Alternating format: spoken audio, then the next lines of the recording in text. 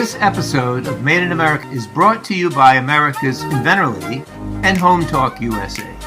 HomeTalk is a proud member of the King's Broadcasting Network, which has been bringing you the best in home-based innovation since 1998. Hi, everyone. Thank you so much for being with us for this episode of Made in America.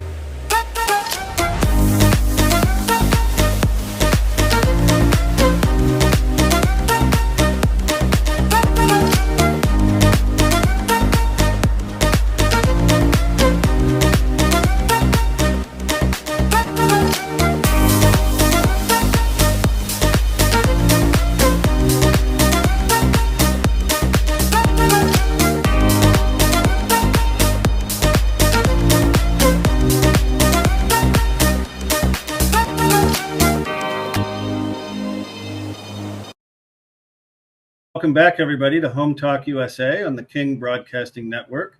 This is the Made in America Hour, and I'm your host, Greg Owens, here with John Gardner, author of the book, Manufacture Local, How to Make America the Manufacturing Superpower of the World. Before we get with John, I'd like to give a shout out to our sponsor for this segment, Bond Products. For DIY carpet binding, there is only one Instabind. You can find it at bondproducts.com. John, welcome back to the show. Thanks for having me again, Greg. I appreciate your coming right off of a vacation and making time for us this morning. I know that first day back can be a little busy, right? Oh yeah, but this is always fun. So yeah. Well, I thought what we'd do, you wrote an interesting book, and we've had you on the show before and we've talked about it, but a lot of people out there probably haven't heard those episodes. So, starting out, chapter one, what happened to American manufacturing? If you could just sort of run through that real quick. Well, I think what happened to all of American economic mentality was Milton Friedman's book, Capitalism and Freedom. And that changed our university's thought pattern and everything we taught and approached to unilateral free trade, meaning that we can, that even if other countries tariff us at 100, 150%, it's better for us, we were told, to tariff at zero. And Milton Friedman even said, and this is an exact quote from him, it's demeaning for America to tariff other nations. And that... So I think we've been brainwashed in our schools on the right and the left to assume that this mentality is correct and never to question it. And those who do question it are hit with the kind of mantra, well, Milton Friedman said, and I have a personal problem when people just say somebody said this, so it makes it right. So part of my book is the question why we started to think offshoring our manufacturing was good for national security, was good for our middle class.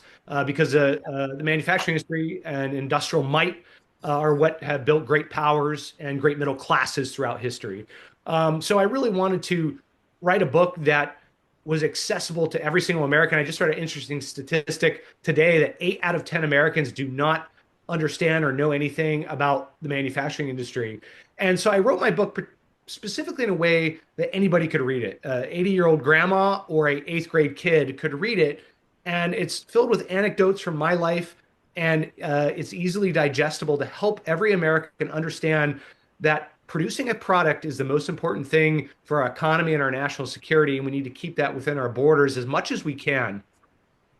Yeah, and back to Milton Friedman and even Adam Smith, the father of capitalism.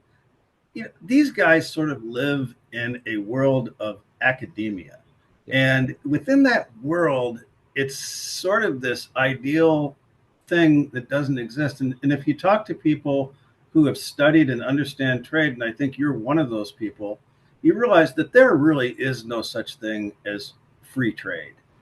Every country has, including the United States to a certain extent, has not only tariffs, but non-tariff barriers and value-added or ad valorem taxes and all sorts of rules and regulations that protect their own markets, and it's anything but free and fair. Isn't that correct?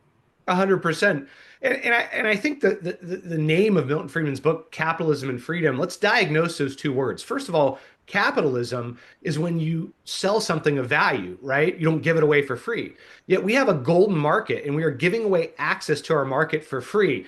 How does it benefit us to not have a tariff on Suriname, who we don't care about their market, but they want to be in our market because we have a huge market. We have the largest consumer market on the planet. How does that benefit our nation to give, Suriname access, or Panama or some small market free access? So you sell something of value with capitalism. And another note on the other part of the book title, Capitalism and Freedom, on freedom.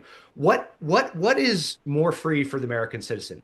To have tariffs that replace income tax, which is how America functioned for 140 years, right? There was no income tax up till 1913, and up until World War II, it was 1% to 6% income tax, right? And all the federal government's bills were paid with tariffs. So what is more free? We've been told that it is more free for American citizens to have businesses overseas with slave labor and strip mine and bad environmental products penetrate our market so we get cheaper goods. We've been told that's freedom. But I want to argue that point. And I think true freedom is to have our income tax paid with tariffs. And so that our revenue as a citizen that we earn, our income, is not subject to taxes. That to me is true freedom. And that's what I argue in this book. And that's why I created the term the External Revenue Service. And I think every American on the left and right and middle should be questioning Milton Friedman and Thomas Sowell and all these icons of economy, because their ideas work in a perfect world in a classroom, but when you get out in the real world, they don't work. And these guys lived in a classroom, and we all followed their lead to our detriment.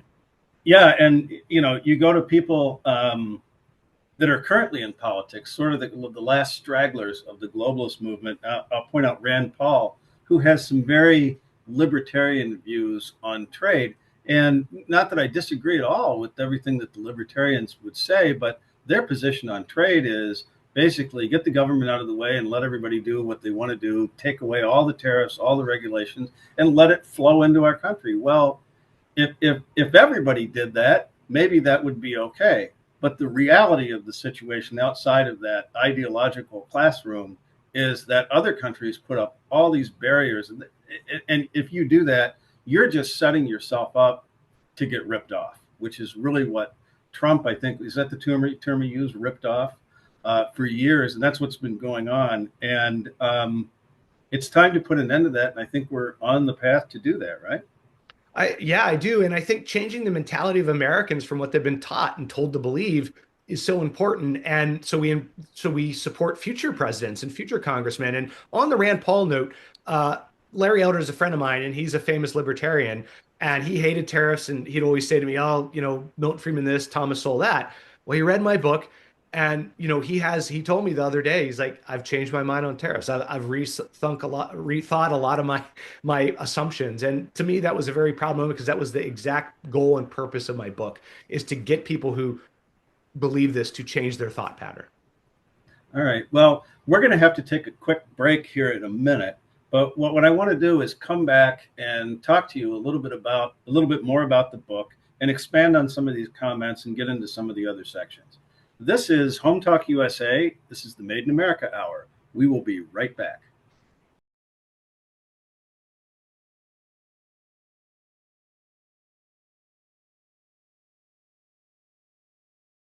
Back, everybody, to Home Talk USA here on the King Broadcasting Network. I'm your host, Greg Owens, and this is the Made in America Hour. We're here with John Gardner. Before we get back with John, I'd like to give a shout out to our sponsor for this segment, Lion Energy. You can go anywhere with portable power solar generators. Find them at lionenergy.com. John, welcome back. And when we left off, we were talking about some of the ideology that gets involved, and how it flies in the face of the reality of what we're seeing. Kind of going into the next section of the book, why do we care? Why make it in America? And I know you have some great thoughts on that. Well, manufacturing has built the greatest middle classes in history.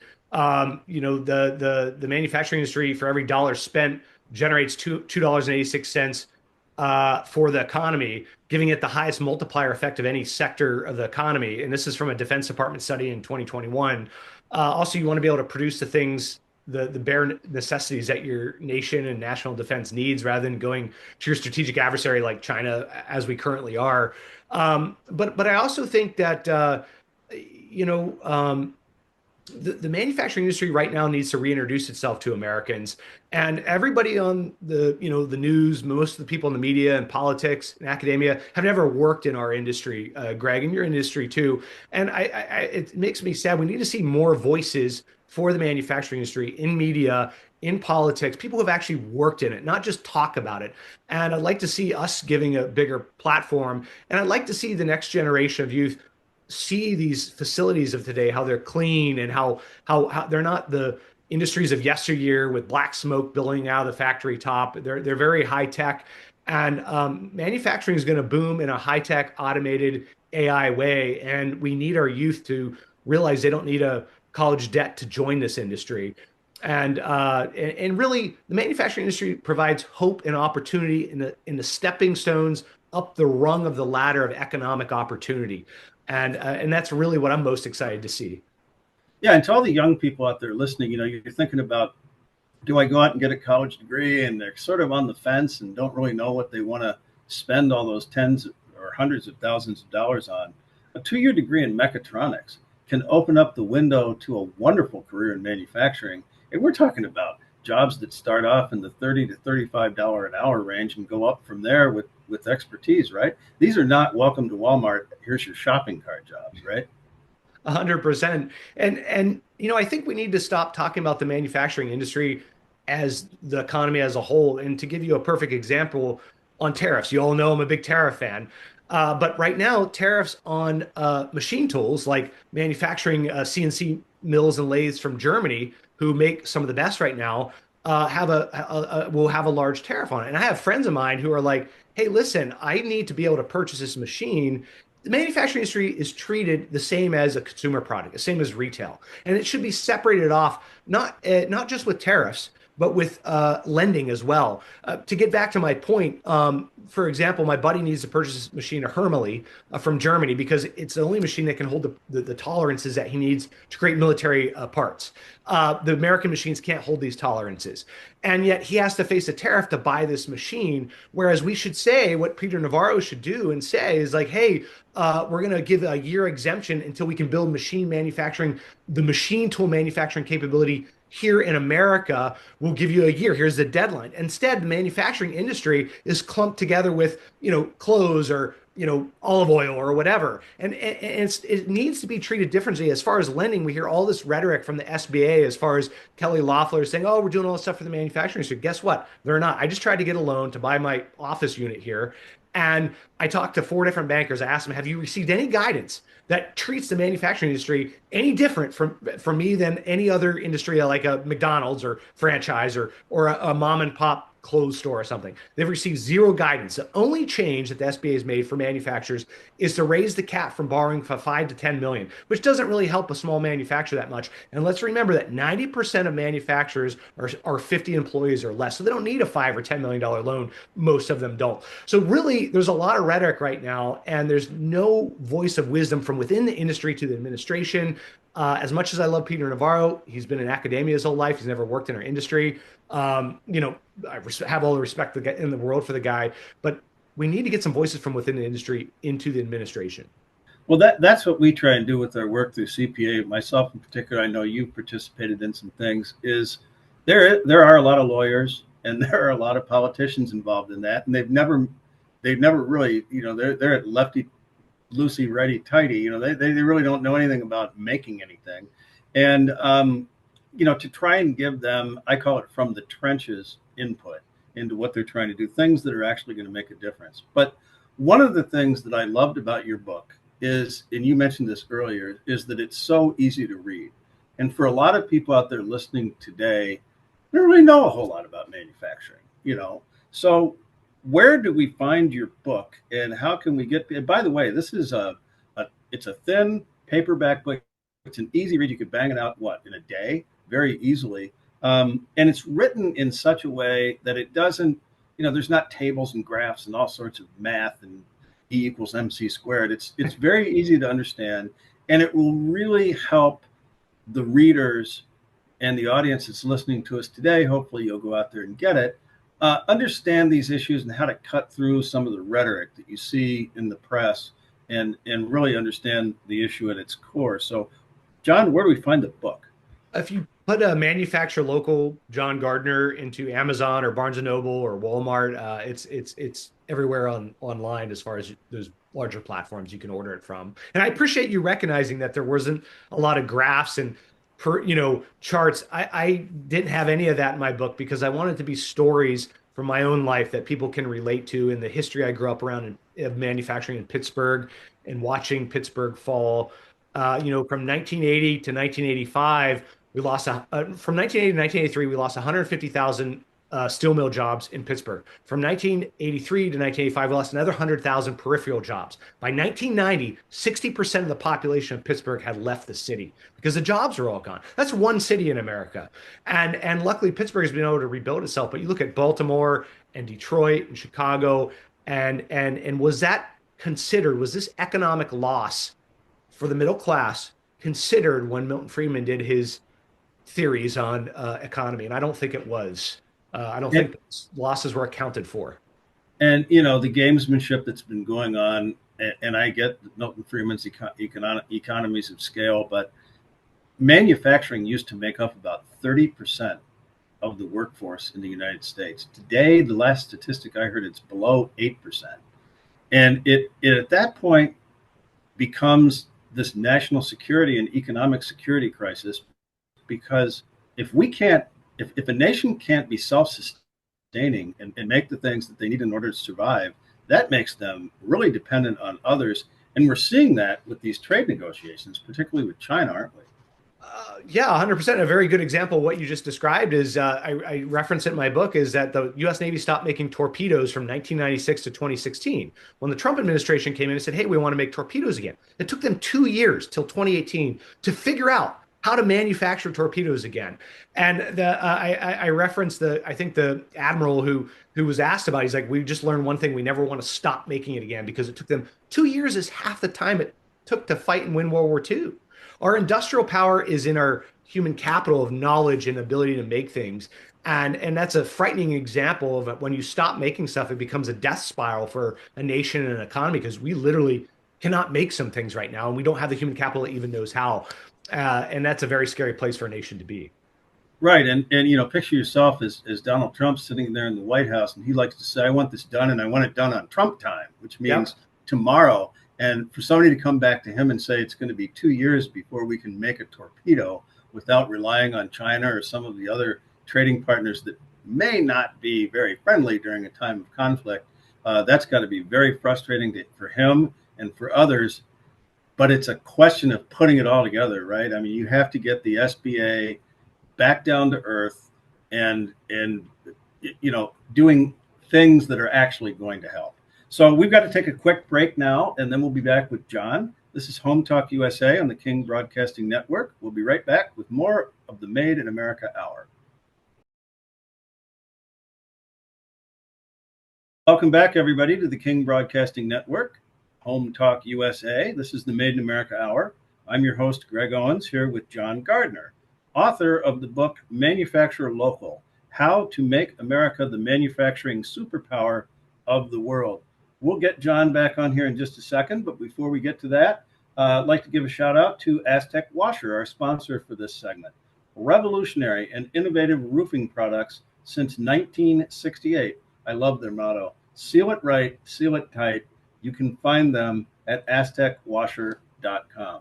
Well, John, welcome back. And let's wrap up the conversation real quickly about this concept of national security. And most people think about that as being just the military and the torpedoes you were talking about, but economic security as well. Prescription drugs, something we've had Rosemary Gibson, who I believe you've met, on the show, talking about how we depend on other nations, most namely India and China, for the majority of our prescription drug active ingredients. And if we were to be cut off for some reason, within 6 weeks, our hospitals would start running out of key medications from antibiotics and beyond. We wouldn't be able to perform surgeries. It would be a national crisis. What do you know about that subject, and what do you think about that? Oh, I think it's horrible. I think it shows the flaw in free trade theory, and I think that it shows how stupid the path that our nation has been led down is.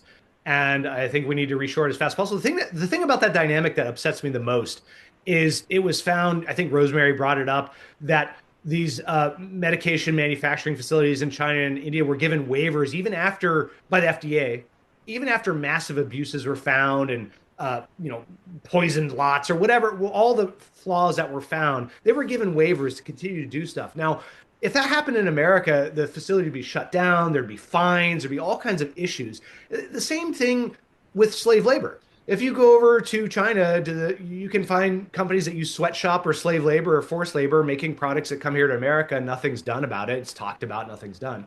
Why don't America's laws and morals apply to companies that want to penetrate our market? The hypocrisy of it is really what sickens me, and I think we need to look at ourselves in the mirror and say, is this concept of unilateral free trade worth the moral soul of our nation to allow other nations to make things with slave labor and then sell them in our market, or to make flawed goods and give them waivers while American companies have to follow hard laws? It seems absurd to me.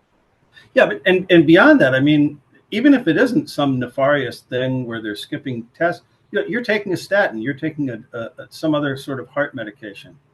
What if it doesn't work? What if the dose is more than it's supposed to be and it's not consistent from batch to batch? The testing, we've been cut off from the testing of this.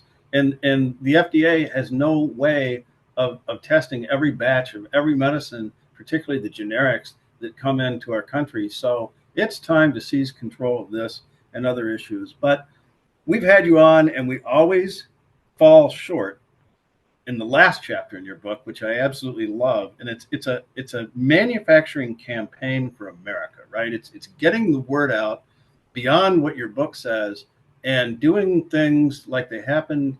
Give the example of what used to happen and how the government used to promote American manufacturing on the airwaves, TV and radio. Yeah, you look back at the marketing campaigns of the 30s, 40s, 50s, 60s, you see all this glorification and positive propaganda regarding the manufacturing industry and being in the manufacturing industry, especially during World War II. I think we've all seen, these posters of like, produce, produce, produce. Your hard work puts a bullet in the hands of the soldiers, all kinds of positive reinforcement. And I can't think of any ad or company that promotes their manufacturing in a positive way right now. And, government funding can and should be used for this to draw in the next generation of manufacturing workers. I mean, we have government funded campaigns for COVID, for monkeypox awareness, goofy stuff like that. We should be educating our youth that there is a path within the manufacturing industry where they can make six figures in not too long of a time if they just get involved. And again, it's that awareness of there's an industry that I can do before I have to join college. John, you just put a smile on my face. I was laughing out loud. I had to mute. Monkeypox awareness, is that a thing? Oh yeah, don't you remember? Yeah, of course. Yeah, that was a thing. Yeah, I saw billboards for it all over Los Angeles, and they're all over up and down the 405 freeway. There'd be like, yeah, it's kind of disturbing. And so the government, if it wants to have human capital that can make products and for national security and to have a strong economy, we have to tell these kids and the populace that this industry needs workers. There is a study by Deloitte Institute of Manufacturing that showed by 2030 we'd be short 2.1 million manufacturing jobs. With Trump's push, that could be 5 million jobs that will go unfilled because the skilled labor isn't there. And so we need to start drawing these kids in now in high school and educating them about a really good career path that awaits them. Well, we need to get on an airplane and fly down to D.C. and tell our president that and Peter Navarro and the rest of the people in the White House that we need a massive PR campaign to cut through a lot of the BS and the nonsense in the press and really help enlighten, I'm not going to say educate, but enlighten the American people as to the real issues that we face, and the challenges that we face, and get the American people behind an effort to not only address some of the political issues that we face, but to help themselves out by providing themselves and their kids with great paying jobs in what used to be a wonderful sector of our economy. And I see a MTV music video style campaign with the slogan, "Build strong families, build a strong nation." Join the manufacturing industry today, with very cool music, Michael Bay directed music video, type stuff, showing how awesome the manufacturing industry is, what you're making. I have a worker for me that works on all kinds of cool stuff. So, well, we've done it again, John. We've run out of time. We'll have to have you back again. This is Home Talk USA on the King Broadcasting Network. I'm your host, Greg Owens, here on the Made in America Hour. Look forward to seeing you again next week.